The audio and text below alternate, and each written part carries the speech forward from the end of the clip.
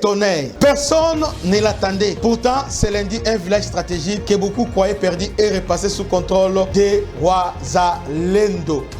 Personne ne l'avait vu venir, alors que beaucoup pensaient que cette position définitivement perdue. Les Wazalendo ont repris ce lundi le village stratégique de Kipupu dans les territoires de Mwenga. À première vue, ce n'est un village. En réalité, c'est un verrou militaire au cœur du secteur de Mwenga. Pourquoi cette reprise est-elle importante? Parce que Kipupu contrôle un axe de progression, d'influence des mouvements des forces sur les hauteurs et peut compliquer le plan de l'adversaire dans cette partie du site Kivu. Dans une guerre, toutes les victoires ne se mesurent pas au nombre de villages conquis. Certaines modifient l'équilibre du terrain, redonnent de l'initiative et obligent l'ennemi à revoir ses calculs. Cette reprise de Kipupu est-elle le début d'un retournement de la situation à Mwenga ou seulement un succès tactique avant de nombreux affrontements? C'est ce que nous allons analyser.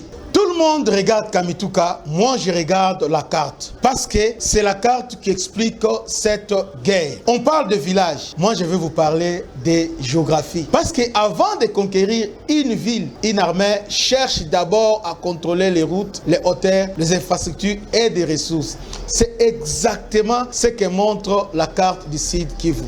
Premier point, Kipupu, la porte de Kamituga. Si vous ouvrez la carte, vous tomberez sur Kipupu. À première vue, ce n'est qu'un petit village. En réalité, c'est l'un des points de passage de plus sensibles vers Kamituga. Une interruption durable de cet axe compliquerait fortement l'acheminement de vivres, du carburant, des médicaments et de renforts. Dans une guerre, la logistique est souvent plus décisive que le combat. Kipupu est donc bien plus qu'un village. C'est la porte de Kamituga. Deuxièmement, Mwenga centre, c'est le verrou. Si Kipupu est la porte, Mwenga est le verrou. Cette localité commande plusieurs axes reliant les hauts plateaux de Mwenga et Kamituga. Celui qui contrôle durablement les secteurs améliore sa capacité à contrôler les mouvements, le renfort, les lignes logistiques. Les grandes batailles commencent rarement dans les grandes villes. Elles commencent par la conquête des verrous géographiques. Troisième point, l'or de Mwenga.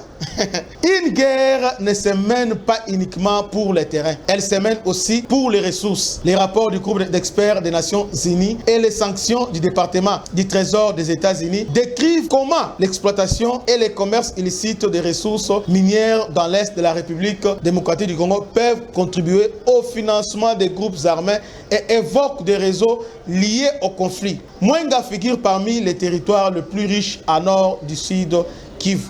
Le contrôle de cette région représente donc les enjeux économiques majeurs en plus de son importance militaire. Autrement dit, Kipupu ouvre la porte, Mwenga centre verrouille l'accès. Et l'or de Mwenga constitue l'un des enjeux économiques les plus importants de cette guerre. Quatrième point, pourquoi je pense que Misisi est l'objectif stratégique. Voici maintenant mon analyse. À mon avis, l'objectif principal n'est pas défoncer vers le Tanganyika. L'objectif est d'abord de contrôler des grandes zones aurifères du territoire de Fizi. Aujourd'hui, les combats se rapprochent progressivement de la chaîne de Mitumba. Cette chaîne conduit vers Misisi. Et Misisi n'est pas un village comme les autres. C'est l'un des principaux bassins d'aurifères. Je dis bien d'aurifères du site Kivu. Autour de Misisi se trouve Lubishako 1, Lubishako 2, Lutonge, Ngalula, Kalungu, Ngenge et consorts. Depuis de nombreuses années, ces localités vivent largement de l'exploitation artisanale de l'or. Plusieurs entreprises y sont également présentes. En poursuivant cette